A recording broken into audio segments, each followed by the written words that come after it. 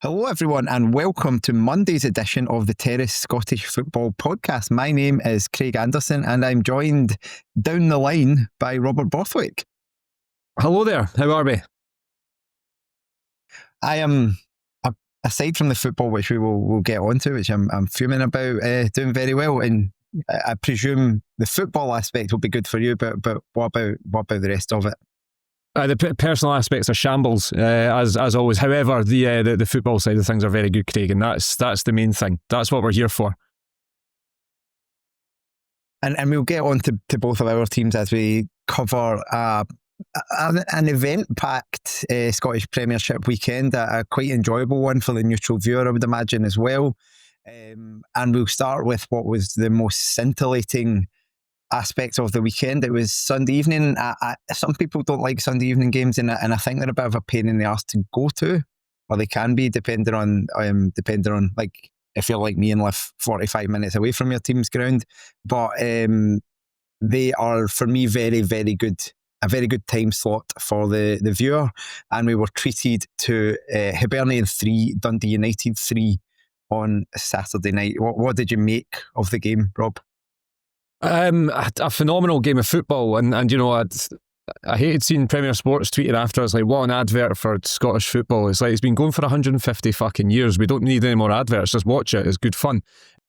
But, you know, to take it at that, then yes, it was a great advert. I think it's the perfect combination you want in a game like that, whereby it's two very, very good attacking teams against two very, very bad defensive teams, which is what ends in exactly what happened here. 6-goal thriller, you know, late drama with the penalty kick and some outstanding performances as well. So, you know, I've watched a fair amount of Dundee United and Hibs this season, and definitely they're two of the more appealing teams to watch in the Scottish Premiership, because they go forward at some amount of pace. They really get bodies forward as well, but they are also capable of an absolute clanger at the back. So it's everything you could possibly want in two teams going head to head on a Saturday night.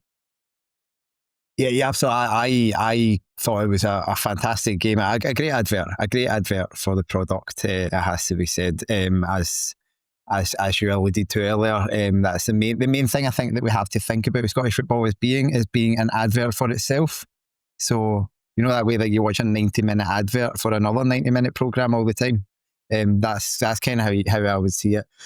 But yeah, both teams, it is very funny to talk about a Jim Goodwin team in this aspect. And I was saying this the other night, like Goodwin, his reputation as a manager, probably rightly so, is built on, and especially if you think about Dundee United last season, solid at the back, built on a defensive outlook. Not to say his teams can't attack, can't score goals, all the rest of it, but it's very much been predominantly around that. But this season, they're just flinging in like 2-2 draws and 3-2s and 3-3s all over the place. And so it seems like they can't quite decide what sort of team they are at the moment, but they're a good one to watch. I feel I was quite not sold on quite a few of the signings based on the two games against Strassen predominantly, and then also the game they played against Killie in the League Cup. But I think we have seen, or have started to see, quite a good bit out of quite a few of them. There are still some, and I think I was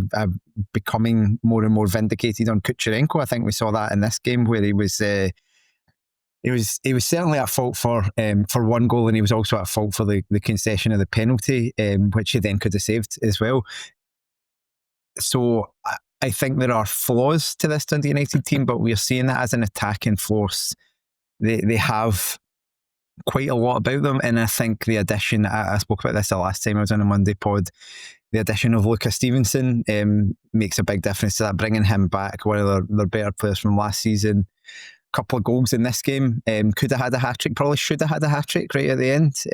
I think it was a really, really good chance to win the game for them, but just all-round energy, a bit of technique, and very versatile is exactly what you want in Scottish football. And so I think he'll be very aggrieved not to be on the winning side of this game.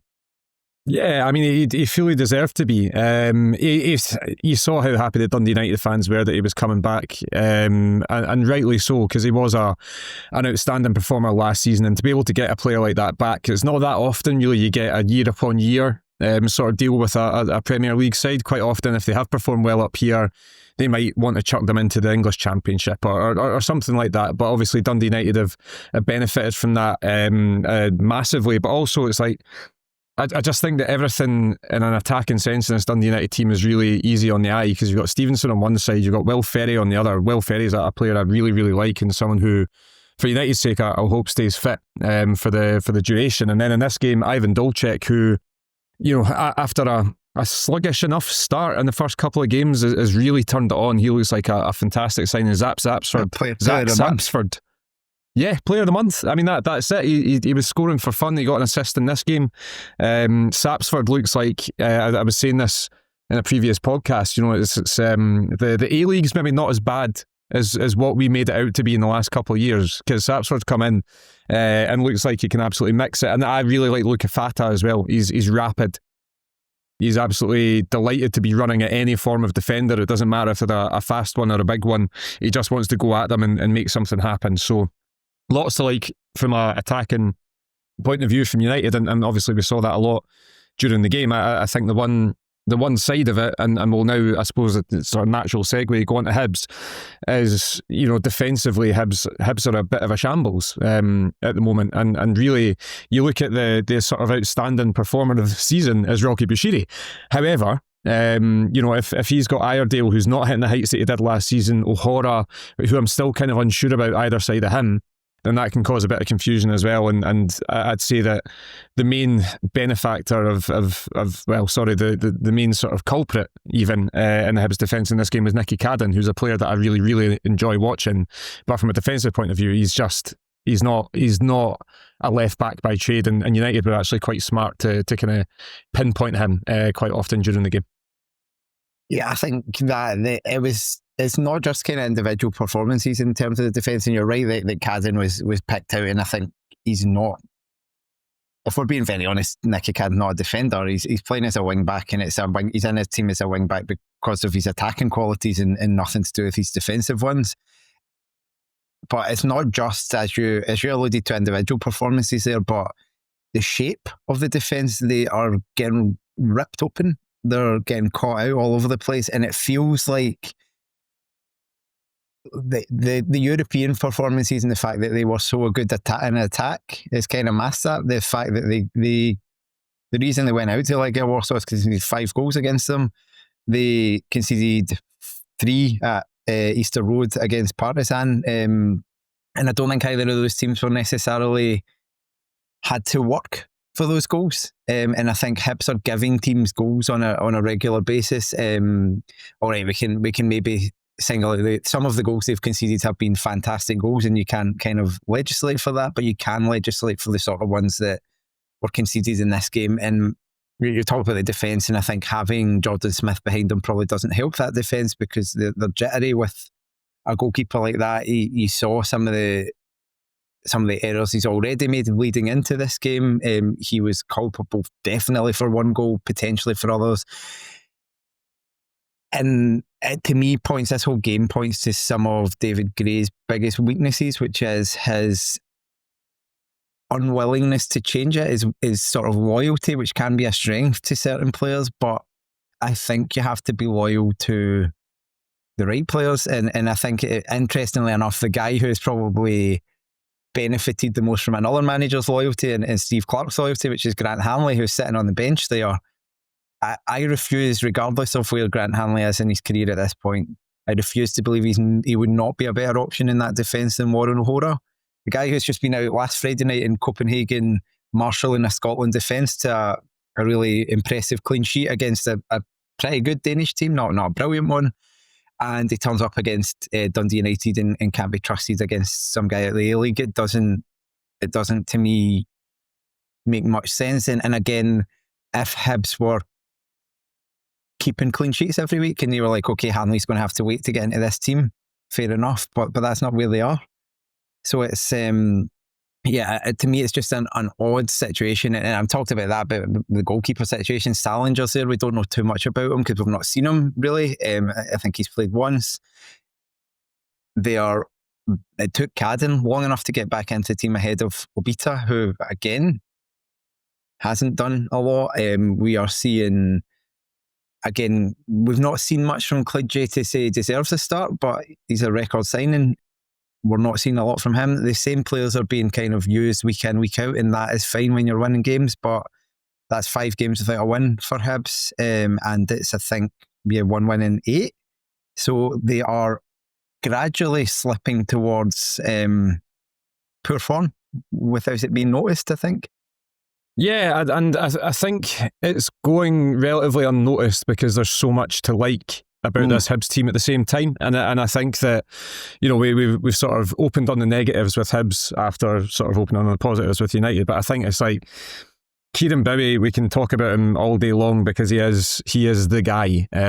He's fantastic. Even the way that he took his goal in this game, I know it was very, very fortuitous and another defensive error that led to him getting the opportunity, but the shift onto his left foot in the finish is just yet another side of his game that you know, he's starting to flourish and show, and it's quick thinking and then finishing inside the 18-yard box. It's what you want every single good number 9 to do.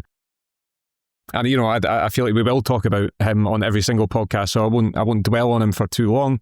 I thought Jamie McGrath was good. Again, I think that, you know, Jamie McGrath is such a funny one whereby it's like, I think when he was leaving Aberdeen, everyone was kind of like, you know, Hearts and Hibs and all the other teams were like, yeah, we wouldn't mind if we signed him, but then if we don't, we're kind of not that bothered as well. But I think he adds a lot. I don't think he does for an entire season. He's there to prove me wrong. I think he can be unreliable in terms of fitness and sometimes form, but when he's on it, he can be a fantastic player. And again, Martin Boyle is a guy we've not even mentioned yet, who's still incredibly exciting. He gets bums off seats. He's still got pace. He's still got directness, and he's got decision making on his side as well with the experience that he has. Nicky and Chris Cadden can both get balls into the box. Like there's so much to like about this Hibs team in an attacking sense that I think that, in a sense, rightfully, their poor form has been kind of overlooked, but that can only last so long. And going to Ibrox is going to be a big one, because if they can't get a win at Ibrox when everyone else can get points at Ibrox or get performances at Ibrox, then that'll maybe, you know, the worm will maybe turn on that one. But I think, yeah, you know, it was an entertaining point. Once again, you know, last minute goals involving a game involving Hibs. It's always fun to see. So yeah, a lot to like about this Hibs team, but there's got to be massive alarm bells with that back three and goalkeeper, you would probably say. So last one, I guess the main talking point of the game, the penalty that that Hibs were awarded that got them the equaliser. What did you think, Rob? It's such a difficult one because the distance that the ball's going, and you consider the ricochets that have happened right before it as well. But then you also look at, and I know we're going to talk about this, Craig, and I want you to keep your calm if you can, but the Celtic one that they got as well, I feel like there's so much scrutiny put on decisions week on week that the penalty Hibs didn't get against St Mirren will have referees and VARs thinking, right, okay, there's a handball in the box, we're going to have to give it this time. And it's almost like they overcompensate for mistakes that happened previously, when it's like, no, just judge what's happened on this instance. I think it's really harsh on Savelge, and I think the red card is a joke of a decision, you know, regardless of the penalty being given. So I can see why Dundee United would be aggrieved, but at the same time, it does hit his hand. The ball is going towards the goal after a couple of ricochets, so it's in the scene I'm giving category, man, but it's soft. It is really soft. I thought with this one, I was leaning towards it probably being a penalty, because I think his arm comes up like after the ball's been played. That, again, it could be involuntary, it could be whatever. As you said, I think I'll go further on the red card and say that it is marginally the worst decision of the weekend, actually worse than the decision to give the penalty in the Kelly game. I do not understand in the slightest how the referee can decide that that's a red card. So to be clear, the rule, I should say a straight red card. The rule is that that can only be the case if he thinks it's a deliberate handball, which is denied a clear and obvious goal scoring opportunity. There is no world in which that is a deliberate handball. If it's a penalty, as I say, I thought it potentially was. It's in this sort of non-deliberate but kind of unnatural position aspect. And if it's a goal-scoring opportunity or denying a goal, which I think it was in that case, it should only be a yellow card. It wouldn't have mattered because Seve had already been booked, so he would have still gone off. So there's no actual implication for the game. There's no actual implication for his suspension, anything at all. But I just thought it's an incomprehensible decision from a referee who actually thought beyond that did all right. Like, I think the big decision after that, when Bowie went down, and watching it live, I was convinced it was a penalty. And then you see it back again and it's not. And the red card to me is whatever decision is given, to give that as a straight red just seemed utterly baffling to me. But moving on to something else which is utterly baffling, which is the continued employment of Russell Martin at Rangers Football Club. His side were taken apart, defeated 2-0 by your lot. The Jam Tarts won 2-0, a double from Lawrence Shankland. And unlike, I would say, most Hearts wins that I can think of at Ibrox, a deserved one. That makes it sound like you've never deserved to win. A comfortable one where the performance was, they were probably the better team rather than kind of some sort of defensive rearguard action. I mentioned that I was commentating on the game, and I mentioned that I think after Shankland scored the second, so when I actually felt like I could breathe. But I mentioned the fact that I've never gone to Ibrox and felt as sure of a Hearts victory. And bearing in mind, I've seen Hearts play against Falkirk at Ibrox in a Scottish Cup semi-final, and they gave us more of a game in 1998 than Rangers gave us here. They were abject, awful. They moved the ball so slowly. No midfielder really wakes up in time to receive any pass from Giga or Suter or Cornelius in the second half, because they do like to build through their centre halves. When the ball does get forward to Gassam or Asgard or Mikey Moore, who was absolutely, I think he'll be having nightmares for the remainder of this season, thinking about Oisin McEntee and Harry Milne in that first half. They don't create anything. They don't play with any pace or style or vibe. Even in the second half, when it came to, they could say that they were on top and they had a couple of opportunities and all that kind of stuff.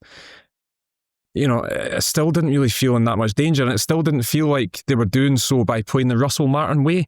It just felt like they were decent footballers who were able to carve out opportunities, rather than, right, here is the philosophy of Russell Martin. It was just, the ball was bouncing at Tavernier in good areas and he was finding someone and they were getting a shot on goal. And that was kind of it. They're atrocious. I think of all the top flight teams I've seen Hearts play this season, they're the worst. And I've seen Hearts play Aberdeen. So, it's not just a team that's down on its form. It's a team that's just about down in tools. And really, I was astounded. Delighted, don't get me wrong, but it's almost like it almost took some gloss off the victory because they were that bad. Does that make sense? Like, if Rangers were good and we beat them, that would have felt even better. It makes perfect sense, and I think you can probably almost leave a wee bit disappointed that you didn't win by more, because you obviously were right on the whistle. There probably should have been 3-0. There were other opportunities, and yes, I think Hearts still rode the luck, because I think 9 times out of 10 that opening goal is probably disallowed. It's not 100% clear from the footage that it comes off Shankland's arm, but the fact that Shankland himself didn't celebrate, and you can see him literally mouthing to one of his teammates, like, I think it hit my arm, or I think it's handball, would lead me to think that it probably was. So there's still an aspect of fortune about that. I also think the goal that Rangers had disallowed was very soft. I think Schwallow on his debut was just quite poor under that, but nonetheless, none of that should detract from, as you said, how poor Rangers were, and part of that is about how well Hearts played. Derek McInnes has generally, or very often, has Rangers' number. He's got a very, very good record against them compared to to most. I discovered today he's the first manager to beat Rangers with 4 different clubs, which is something for him to take out of that game. And it was a bold selection, as so many of his are, in terms of how he set Hearts up. Because I was looking at that team and being like, okay, where are these guys going to play? But it was Harry Milne in an unusual role. Yeah, let's talk about Hearts. There we go. This sounds good. So yeah, Harry Milne was deployed on the right hand side of midfield, with Oisin McEntee behind him. So you've got a left back at right mid and a centre mid at right back. However, there was a huge amount of method in the supposed madness, because Hearts had basically identified that down that Rangers left-hand side is where the majority of their attacking play comes. And I think they were expecting JD Gassam to be playing on the left-hand side. He actually started on the right, and it was Mikey Moore on the left with Migoma coming up behind him. Harry Milne was phenomenally good. Like he strode into that right-hand side of midfield, almost like a double fullback when Rangers had the ball. He was almost playing right wing back when Rangers were in possession, but he won it back so often and started attacks. He would drive forward, he would find the correct pass. He was just fantastic, and also allowed Kizaridis on the left-hand side to play inverted as well. He's right-footed as a winger, and McInnes definitely likes that. He likes lefties on the right and righties on the left. But it was a masterstroke. McEntee was phenomenal at right back as well. So that right hand side was rock solid. Kingsley and Kizaridis didn't really have a huge amount to do from a defensive point of view, because Rangers didn't really come down JD Kassam's right all that much in the first half, and then he was shifted to the left anyway. Cammy Devlin was another Cammy Devlin masterclass in the middle of the park. There was a 5 or 10 minute spell where you're a bit worried that he's kind of lost the run of himself slightly, and then he just all of a sudden comes back and starts winning tackles. But the man of the match for me was, it's between the two of them, but Craig Halkett was phenomenal at the back. Like he was just, I think he won 100% of his defensive duels in the game, which, to be fair, coming up against an anemic Bojan Majowski, maybe not the hardest thing. And then obviously Trimiti came on as well, but that was a throw at the dice that I don't think was ever going to work from Russell Martin. Halkett had a field day. But Lauren Shankland, I think that, Derek McInnes described it afterwards as a masterclass in leading the line. And he's absolutely spot on. He was brilliant, Lauren Shankland. Not, take his 2 goals away from it.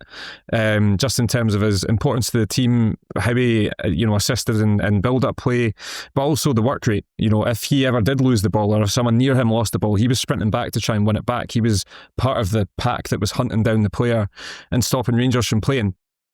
So yeah, a really, really positive Hearts performance. It's just a shame that it does have to come with the caveat that it's against one of the worst Rangers teams in my lifetime. I think in many people's lifetimes. But you would normally be able to say that, but they're regardless of how bad they are, they're not as bad as the team that fumbled their way towards the 3rd division title. they may have resembled it at times, but worth mentioning a couple of kind of milestones on that with Shankland. It's the 162nd goal in the SPFL, so he's level with Rory McAllister in that era. Both of them scored before the SPFL, which takes a bit of the gloss off that. I think Shankland is about 25 short of a double century in league goals now. You would imagine, given that he's kind of committed his future to Hearts, he will actually get there, which is quite impressive. And it was Stuart Finley's 8th win over Rangers. No player has done that more in the league, apart from Celtic players, in the last sort of 30 years. So well done to him.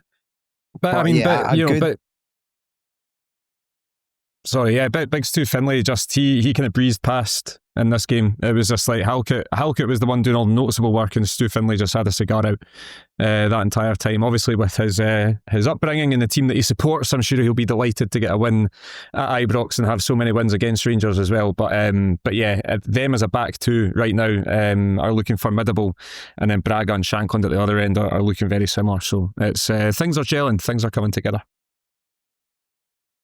Yeah, and it looked for all the world like Hearts were going to finish the weekend on top of the Scottish Premiership, but the officials had other ideas at Rugby Park, and as Celtic stumbled their way, I think would be the fairest way to say, to a 2-1 victory over Kilmarnock. Killy's first defeat of the season, but they also still haven't won in the league yet either. It looked like it was going to be a 5th consecutive draw until a very controversial 93rd minute penalty. And I'll start by saying, like, often we usually know before the weekend whether we're going to be on these shows doing the Monday. And if I am doing the Monday show and I'm watching a Killie game, I'm kind of watching it obviously still as a supporter, but with like a semi-neutral perspective to it. But in this occasion, I was kind of drafted in last minute, so I wasn't expecting to be on the show, and so I was on full blinkered mode and still actually fuming about this one. Not necessarily because I think Killie deserved anything from the game, in the sense that, like, we couldn't be faulted for the effort. We obviously defended quite well. We did have counter-attacks, did have openings.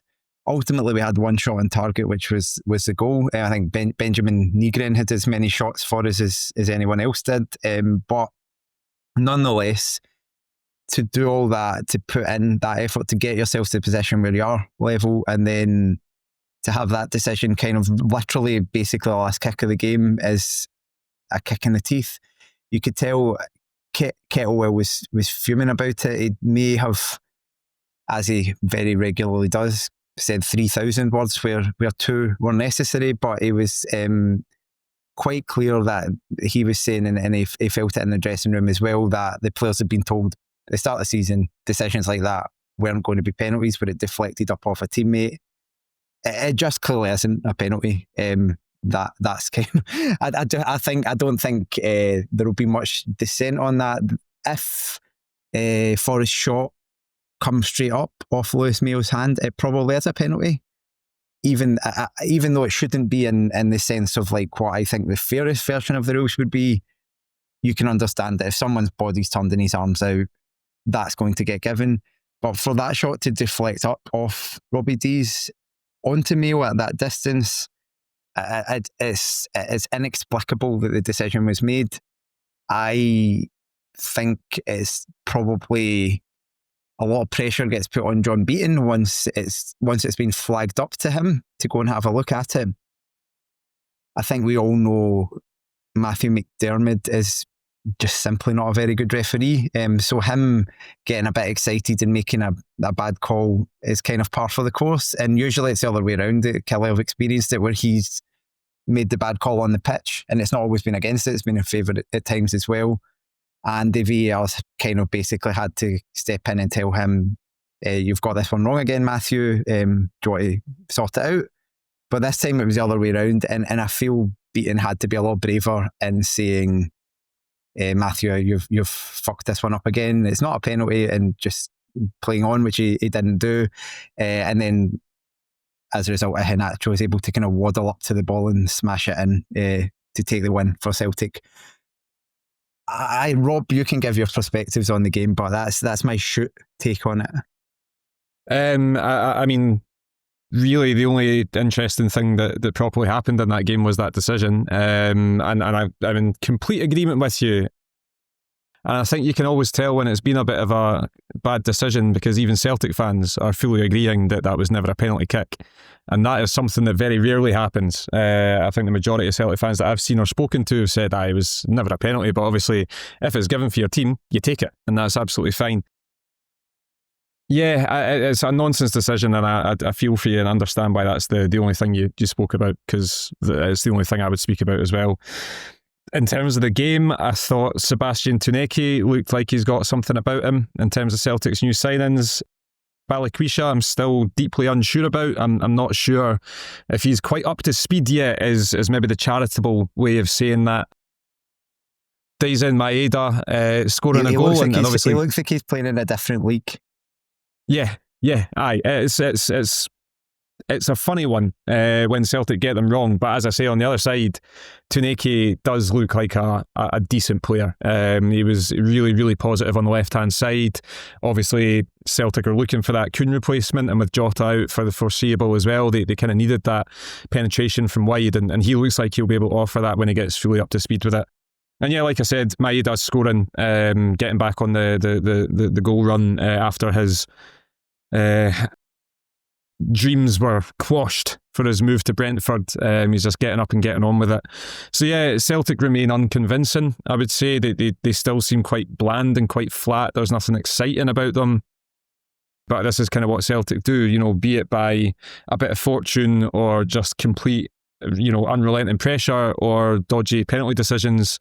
They will continue to pick up points and win games and probably win the league. But they're not all that, this Celtic team. They're really not. And once again, they've been made to look pretty ordinary. But as I say, they come away with it, and they remain unbeaten in the league, and they get all 3 points in this one.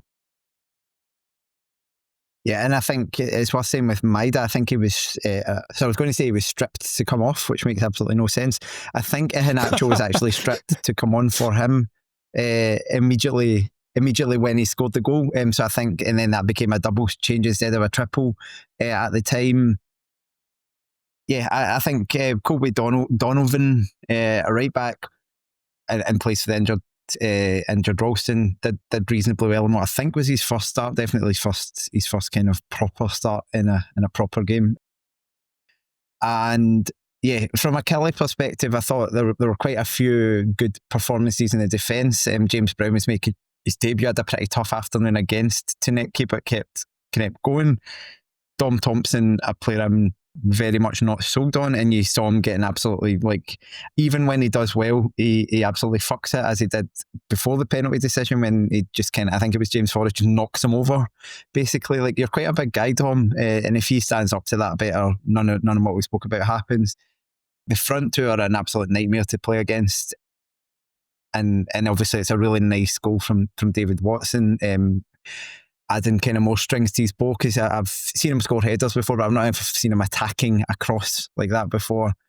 So more positives than negatives from a Kelly perspective, but at the same time, 4 points from 5 games when you've already had home games against Dundee and Livingston, not really where you want to be, even if the performances have probably merited a couple more points than we have at the moment.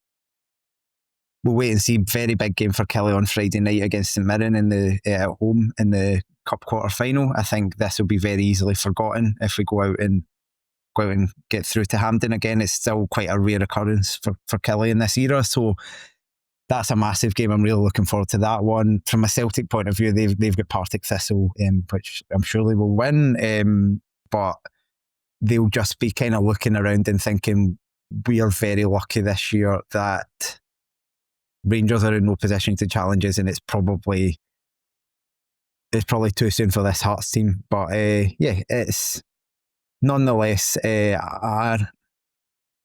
disappointing conclusion to my Sunday, I would have to say. Although I had a curry after it, and that made me feel a bit better. Had a nice night apart from that. But yeah.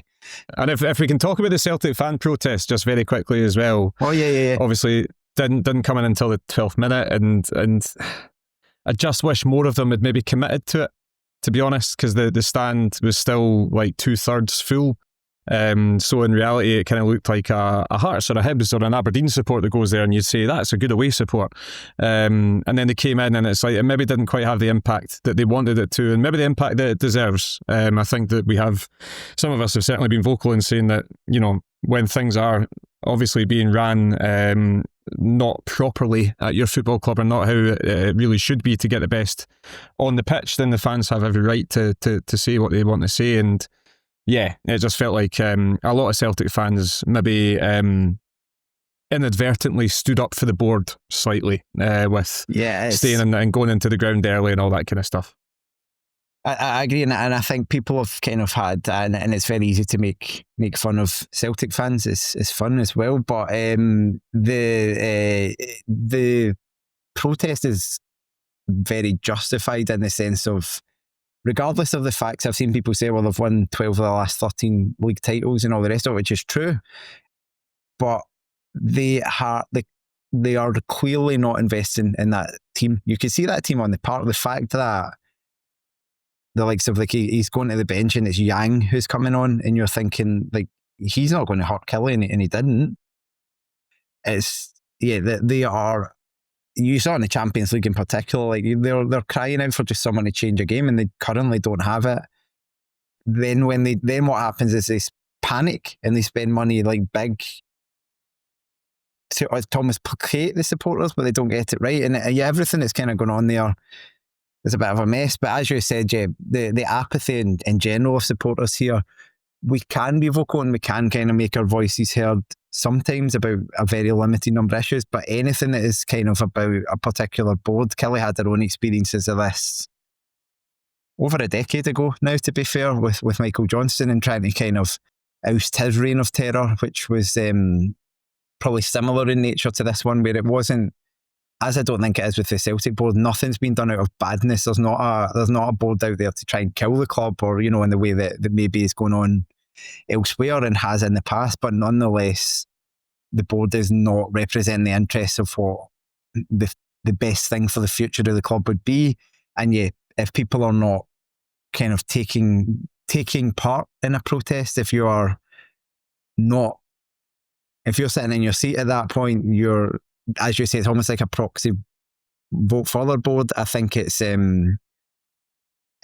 hard to get people to protest, but yeah, it didn't have the impact it probably was desired, and then it probably doesn't have the impact that's desired when you then have a pitch invasion at the end to celebrate a win, which kind of is like they did support their team, but you know what I mean? There's like a little bit of a mismatch there somehow, where the board has sanctioned the signing of a guy and that guy scores the winner. But yeah, I think there's a lot of justified anger there. Somewhere else, Rob, there is justified anger is in Dundee at Dens Park, as, to be fair, they didn't lose, but Dundee drew 1-1 at home to Motherwell, the draw specialists, the only remaining, the last drawers standing. There were 3 going into the weekend, but Motherwell are now the only team who have drawn 5 out of 5, and who knows how much longer this majestic run can continue. But they drew 1-1. Motherwell took the lead through Tawanda Mazwanise, as it so often has been this season. But Luke Graham managed to square things up. Jan Danda was sent off near the end, but Motherwell couldn't quite press home the advantage. They only had about 10 minutes to do that. Dundee, however, regardless of them racking up a few points, getting some draws on the board, they are an utterly grim and joyless team to watch, and it's very hard to make any sort of case for Stephen Presley's management at the moment. Yeah, I totally agree with that. I think, Presley was never a popular appointment with anyone, really, when he came in the summer. Obviously, Tony Docherty leaving was a bit of a surprise, but then to replace him with a man who hasn't managed in 5 years, and the last time that he did, he left Carlisle United in 23rd in League Two. It's never going to really get the juices flowing, but that certainly seems to be translating onto the pitch as well. And certainly, I spoke to Gary Cocker about this as well, to get a proper Dundee man's point of view, and it sounds like that first half was one of the worst first halves that many at Dens have ever seen, and that is saying something, because they are all Dundee fans. Not in terms of comedy of errors at the back or conceding loads of goals, just the insipid nature of what they were doing. They were just allowing Motherwell to have all of the ball and not really pressing, and then when they did win the ball back, they weren't doing anything with it. Obviously during the first half, Maswanisi does get the goal, so Motherwell went in 1-0 up, and again, his pace and his power was way too much for that Dundee defence. As soon as he got it, you just knew what he was going to do: run round the outside of them like a game of duck duck goose, and then just slide it into the back of the net. So Motherwell deserved their lead, but yeah, it just, everything about Dundee seems like they're maybe being told something from the Stephen Presley playbook, but they're not necessarily listening to it or taking it in, or, less likely they're incapable of seeing it through. I think it's maybe that they're just a bit uninspired, maybe don't exactly know what their roles are, and it's causing basically really boring, tentative, bland football. To me, it's a massive throwback. I was thinking this when I was watching bits of it back. It's a throwback to the last era where Presley managed in the Premiership or in the SPL, as it was at the time, because in that era, his Falkirk team the St Mirren team under Gus McPherson at that point.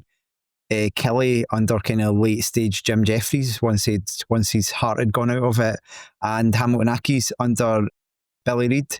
The golden era, those four teams, every single game involving those four teams, like especially going against each other, just absolutely terrible because none of them wanted to do anything. None of them wanted the ball. None of them wanted to attack. They were just basically all setting up to like take the sting out of things. And it kind of, like, Presley's teams give me that impression, but that's not the era we're in anymore. Teams, even defensive teams, I think you can look at Kilmarnock under Kettlewell. They are quite happy to give the other team the ball, but they're quite incisive and they're quite direct and they're quite quick at creating chances when they have the ball, and they're quite slick in how they attack. And it feels like Presley's team, and I watched them at close quarters doing this, and successfully, they'll think because they got a 0-0 away from home, but they're slowing the game down. Whenever they get the ball, they are trying to basically get up the park as quick as possible, but with as few players as possible. It's like just like commit 3 people up the park, and it's all very reductive football. And sometimes there are times when that is fine. So if that Dundee team, and they did go to Ibrox and get a point, if you go to and they nearly won that game, if you can go to Ibrox and do that, no one is going to complain. But trying to play in that way, away to Kilmarnock, at home to Dundee United last time out, and then at home to Motherwell, it's never going to be accepted because it's dull. People don't want to pay to watch that, and you're not even getting results. So there's very little to like about Dundee. I think there are better players than what's in there. I think Gary highlighted the impact of Cameron Congreve, who came on at half-time, as maybe changing the game slightly in their favour. They obviously do get the goals from a Luke Graham header. There were little bits here and there, but I think Murray has a pretty good chance where he could have won the game, but most of their chances after that were still going Motherwell's way, or if not the chances, the openings, the nearly chances were all coming from Motherwell. So it just felt a little bit like Dundee were still not willing to try and take control of a game where they've usually, you go 1-0 down, you've played shit in the first half, you equalise, and then you're like driving on to try and win the game. Didn't really feel like they were doing that. And what's his strategy for getting enough points to not finish bottom of the league? If that's how you're going to play, how are you going to win games? It does feel now like Cam Congreve, who I think I've said before sounds like a Pro Ev name version of Sam Cosgrove. He came on and made such a difference, and it wasn't a masterstroke from Stephen Presley. It was enforced because of an injury to Wesley at half time, that Congreve had to come on, and then he had to change it to a sort of 4-5-1 or 4-2-3-1, which meant that Jan Danda wasn't left out wide, and he's not a wide player. And I can tell you this from vast experience, Jan Danda is better through the middle, and that happened, and Congreve was able to really look dangerous. Set up a goal, should have set up another one. Simon Murray scores that 9 times out of 10 when it comes to him about 12 or 13 yards out, just has to sweep it into the bottom corner, isn't able to do so. But like you say, they did revert to type again. It wasn't as if it's like, right, Luke Graham scored, let's get an up and at them performance now, let's really go for the jugular and play like the home team here. They just didn't do it. I think before we go into Motherwell, shout out to Luke Graham, who continues to just be Dundee's best player, I think. Got the goal and put in another good performance. But yeah, I don't think anyone's surprised that Stephen Presley has come here with seemingly ideas that are about 5 to 10 years out of date. It's not a surprise to anyone that that's what he's trying to do, and what will be a surprise is if he's able to diagnose that and actually make a change to it and properly get Dundee playing. Like, any team that's doing well this season is a team that gets forward quickly. Hibs get forward quickly and score loads of goals because of it. Hearts get forward quickly and they've been scoring loads of goals because of it. That's how you come up against teams in the Scottish Premiership now. It has changed. It's not route one, but it's direct and getting wingers on the ball and getting, flooding the areas and overloading in the channels and stuff like that. That's how you get success. If you commit Jan Danda, Simon Murray and 8 other forward at any time and that's it, that's not going to be enough. and if even that, try to think anything. Motherwell still, they keep looking good, but they've still not won a game. They're obviously teetering, I would say, on the next couple of results of being a good start or a bad start on that basis, because it's fine to keep drawing games, but that's kind of going to drop you. If you only finish with 38 points from 38 draws, you're probably going to be 10th or 11th. So that kind of form can't continue for them, and regardless of how well they're playing in terms of being easy on the eye, they are giving away cheap goals quite a lot. They're giving away cheap chances quite a lot. They chucked away a point here, 2 points here from a winning position. They chucked away points from a winning position in previous games as well. They should, I think they are good, but they need something better than Stamatopoulos up front, or they need Stamatopoulos to start scoring some goals and start doing a bit, because he's not really contributing much at the moment. I mean, he nearly got decapitated in this game. So he might be out for a while now, to be fair. So we might not see Apstam for a little while. I think that, like a dominant, proper Motherwell number 9 would be good. I think it would make a huge difference to their team.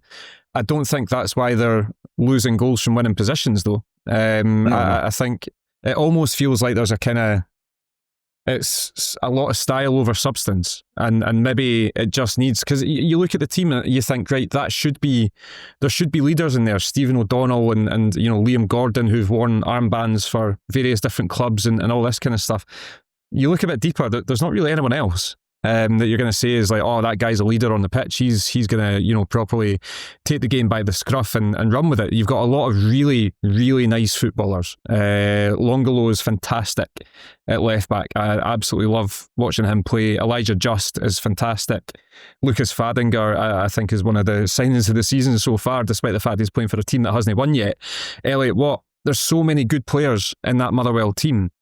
It's almost like they just, stop training them all this lovely football for a wee bit. They've shown they can do it. Maybe take them for a cold water dip in Loch Lomond. Do a bit of team building. Be there for your teammates, and properly show a bit of leadership and the will to not lose goals, to throw yourself in front of things, and if you do lose a goal, don't get too down in the mouth. That's what happened at Tynecastle. Obviously that's the reference that I will use, but 3-0 up and losing 3 goals is a joke. Going 1-0 up against this anemic Dundee side and not coming away with 3 points, again, it should be bread and butter for a team that is full of footballers that good. Regan Charles Cook, there's another one. He's come in and it's like, right, great footballer. Is he going to be the guy that's a proper talisman and dragging them forward? I'm not too sure, but Callum Hendry obviously will be coming back from injury at some stage, and he'll be a big re-addition to the team, because we've seen from his time at St Johnstone especially that he can be a sort of driving force figure up front as a number 9 and really lead by example. So there's a lot to like about Motherwell, but they are creeping into that sort of like, right, are they actually going to be okay though? Or are we is every team going to, get the clapping emojis out and say, wow, what great football Motherwell play, as they give up 2 or 3 points every single week? I don't know. Yeah, I think, but just when you've got that, as you say, you've got those footballers on the park, you've got that amount of possession in the game. I'm sure I checked after 15 minutes and they had like 75% possession. You shouldn't be chucking away goals and you just keep the ball. The only other thing to mention, I think we'll make it a talking point, that I think the red card for Danda is incredibly harsh. Aye. You can see why it was given live in terms of like the kind of action of it, but it's quite clean. So I didn't think it was a red card, but far from the worst decision of the weekend.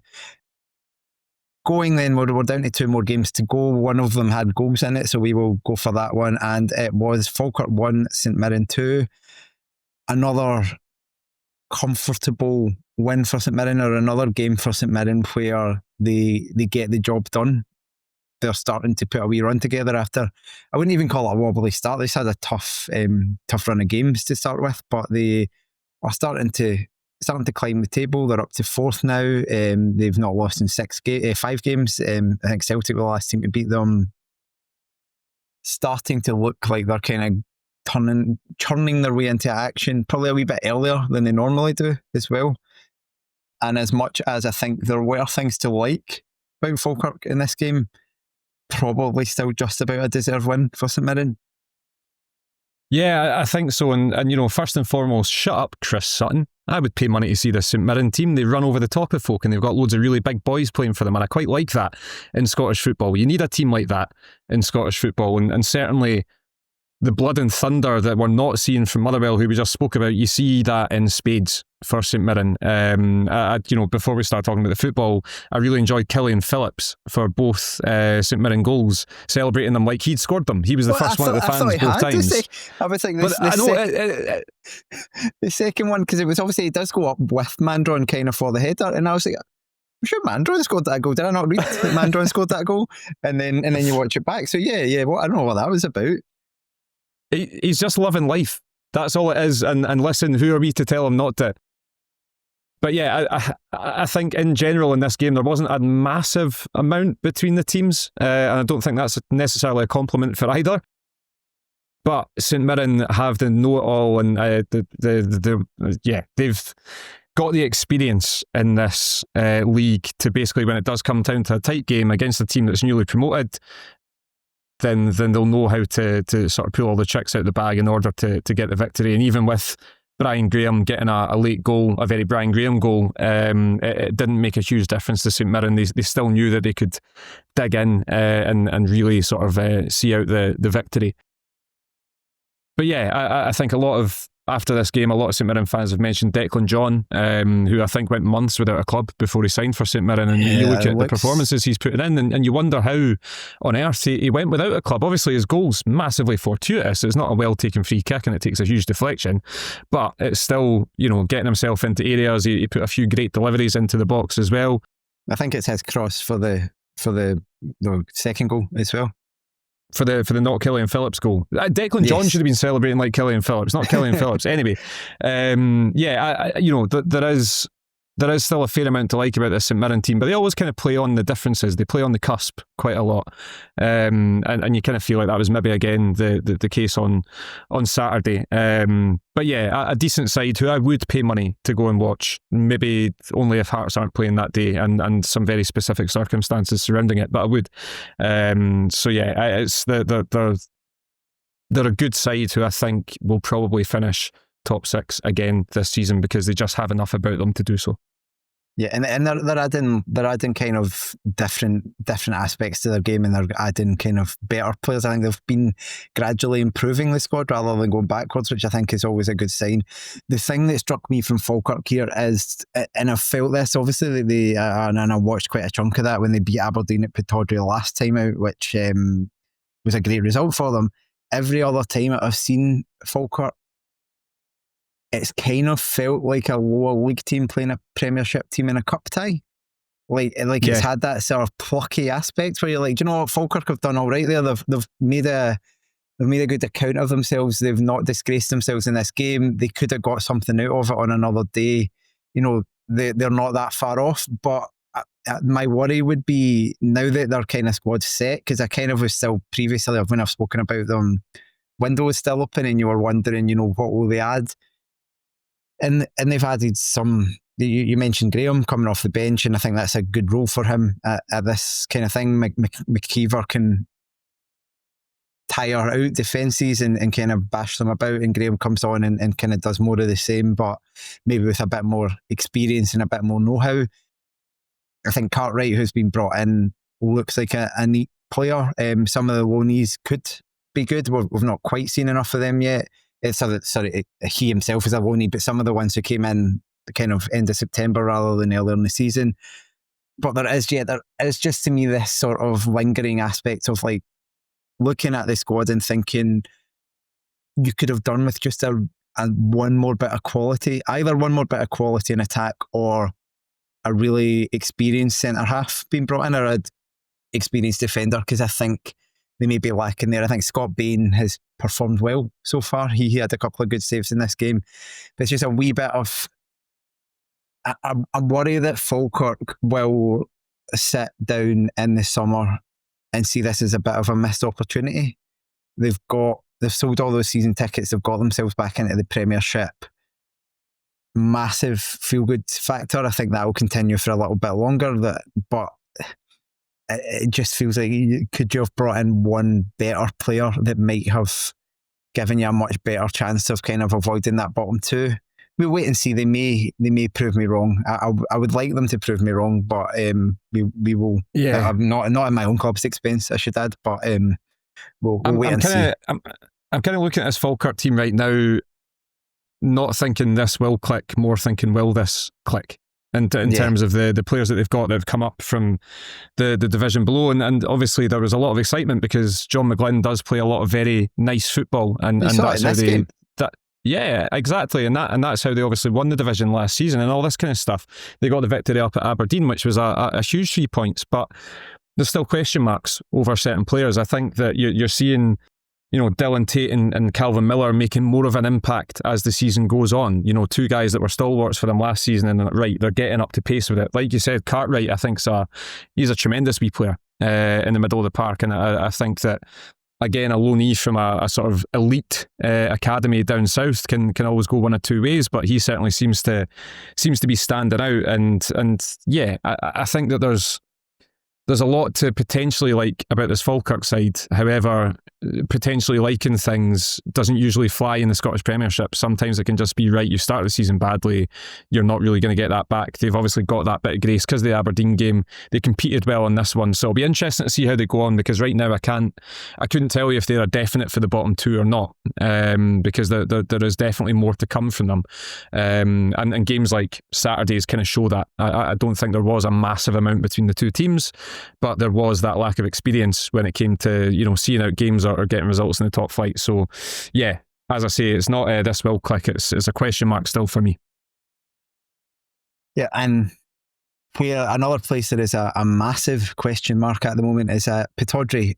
Aberdeen yet again failing to score. They went one better than the Falkirk game that was just mentioned, because they drew 0-0 with Livingston rather than losing at home to the promoted side. They managed to get a point out of this one, but 4 games played in the league, not a goal yet for Aberdeen, and that in itself is worrying, but especially when it continues on the pretty poor form in the league from the second half of last season.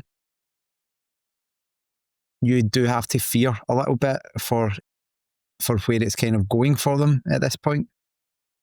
It's Aberdeen are just really interesting case study. Let's call them that. Their form since last November has been atrocious. Properly fallen off a cliff level of points gained and all that kind of stuff. But they won the Scottish Cup. And would they take the Scottish Cup win for what's happening right now? I mean, probably. They probably would. But at the same time, it's just, I think it's fair to say that they could have easily scored a couple of goals in this game. It's not for a lack of trying. And certainly, a couple of decent debuts in terms of Jesper Karlsson and Stuart Armstrong coming off the bench as well, and just looking like the sort of player he's going to be at this stage of his career in this league. Just so smart and intelligent in possession and finding the right passes and all this kind of stuff. Lazetic spanking the post with the last kick of the ball. They missed an open goal essentially in the first half. They had a lot of opportunities, Aberdeen, in this game, so they are creating, to an extent, chances to score. They just can't get in the back of the net yet. But it just keeps lingering, this form that they can't get rid of it. They can't shake it off. They can't just get a routine win against a newly promoted side, because that's them now faced both of them in their last 2 home games, Falkirk and Livingston, and they've taken 1 point from it. They've taken 1 point all season, after finishing last season abysmally as well, other than the Scottish Cup final, which was obviously a huge result, not just for this season, but in their history. So it's just, yeah, they're a baffling concept, Aberdeen, and I think that a huge alarm bell should sound out when you realise that Jimmy Tilleen maybe doesn't quite know what his best sort of centre midfield partnership is as of yet, despite the fact that all of his defensive-minded central midfielders have been there the length of time that he's been there, and he still can't put it together. I think, Shinnie and Nelson in this one, but you look at the other guys, he's not been able to put that puzzle together. and quite often teams are able to break through the middle of them because there's a lack of pace or there's a lack of defensive ability, depending on which ones he's playing. So yeah, there's a lot of question marks, and you know, like you say, he's been there for 15 months now, Jimmy Tilleen. Had some great moments, but at the same time, you know, the jury is completely out when it comes to this season, because unless guys like Lazetic and Carlson and Armstrong and Nisbet can make a huge difference up that end of the park, then they're going to continue to struggle. Yeah, just to kind of ram home quite how bad it's been. It's 23 points from the last 32 league games. So if they were to, they would have to, if you kind of take that up to a full season, they would have to win 5 of their next 6 to bring it up to like a point a game over that era. It's really, it's not just bad, it's like that's kind of worst teams in top flight history bad in terms of like the points that they've gained in that period. And so he is basically living at the moment off of a Scottish Cup win and a brilliant start to last season. How long you can live off that may be an interesting experiment to see, but we have seen cup winners being dispatched quite quickly by clubs once they realise it's kind of not all going well. But the reason we're kind of dwelling on this, there's not a lot to talk about from this game. Aberdeen were the dominant team in terms of like chances, in terms of like openings. There wasn't necessarily a lot offered in that respect by Livingston. But what you got from Livingston is a return to what you kind of come to expect, I would say, from Livingston as a Premiership club. Really strong defensive ethic, like built around being solid, being able to counter, trying to still, like, you never would accuse Livingston of not trying to win games. They may go out first of all to protect a point, but there's always kind of an intent to hurt an opponent if they can. They weren't able to do it in this game, but like this was like Martindale will be, I think, delighted with how it finished and what he managed to get out of it. Even though, as you've kind of alluded to, with the chances Aberdeen missed on another day, they may well have lost this game 1 or 2-0 just from those. I guess it's like, for all the signings that Aberdeen have made, or the 3 signings that they kind of made that were the kind of exciting ones, one of them is a guy that was already there last season. Carlson is the one that you can potentially look to as a big player, but he's had a pretty poor couple of years at Bologna. Now again, that's at Bologna in Serie A. That doesn't really say much for how he's going to perform here, but it's been a while since he's been good. And then Armstrong, who is still a good player. I think as a footballer, that's never going to leave him, but was not playing a lot at Sheffield Wednesday because his career is in its twilight, we'll put it that way. Now he could become a Willie Flood. Willie Flood's not the name I meant there. Barry Robson is the name I was going for there. Sorry, I was thinking of that midfield where Robson comes in at Aberdeen at a kind of similar age and has a really big impact. But he could also be a Craig Bryson, and he could come in and not do very much. So the jury's out for me on that one. But it's as you say, Phelan's solution to all this seems to be just to keep signing new players and hoping that if eventually like one of them will be good, and maybe that will work for him. But it's just that there's very little inspiring from Aberdeen, and not scoring in your first 4 league games is, I would say, not really ever a good sign. Yeah, suboptimal, you would call it.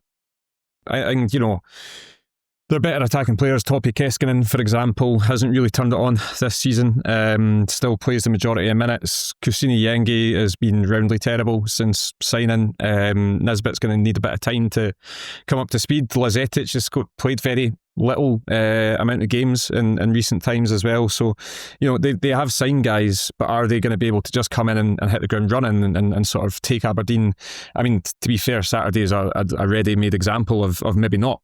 Maybe they will need a little bit more time to gel together and get that sort of fitness. But it's just so weird thinking about Aberdeen, because you still are convinced that they'll be absolutely fine and they'll go on a run because they have got players and they've done it before. But it's getting on for a year since they were last like a properly frightening prospect to come up against, and that is an awful long time in football. And just finally on Livingston, big shout out to former Hearts legends Ryan McGowan, Danny Wilson. I think there was potentially question marks over whether they could make the step up. They absolutely can. I think they've shown that already this season. The block from Danny Wilson at the end from Leighton Clarkson's shot is phenomenal. Proper body on the line defending, the sort of which, like you say, Martindale just absolutely thrives on that kind of thing, and Ryan McGowan once again was really, really good. At the heart of the defence. Obviously he's got the armband this season as well, and a shout out to Mo Silla, who I think he was great at Dundee, and he's been great at Livingston so far. Just a proper, ageing nuisance in the middle of the park, who's going to win the ball back but also really knows how to hold on to it and knows how to give it to the guys that can do some damage as well. I love watching Mo Silla play, and I thought again on Saturday he was impressive. Well, thanks for that, Rob. And that will finish us up from one ageing nuisance on the Livingston midfield to two ageing nuisances in your ears, doing damage to your sanity. Rob and I have enjoyed this podcast. Thank you, as always, for your continued support of the podcast. If you are enjoying the content here and you haven't done so already, you can always sign up to the Terrace Podcast Patreon, where from as little as £2 per month, you can get extra content. I think for £2 a month, you're getting at least one or two extra podcasts a week. If you are paying £5 a month, you are getting essentially more podcasts than it is feasible for you to be able to listen to. I'm starting to find that myself anyway. So the opportunity to pick and choose the ones that you want to listen to, and maybe deleting the odd one here or there. But yeah, a lot of content, at least roughly one a day, basically, is what Craig goes for with these. So yeah, patreon.com/Terrace Podcast for that, or just, you should find it there. Apart from that, thank you very much, Rob, for joining me on this podcast. No problem at all. Always a pleasure. And thank you to you, the listeners, and enjoy the week you have ahead of you.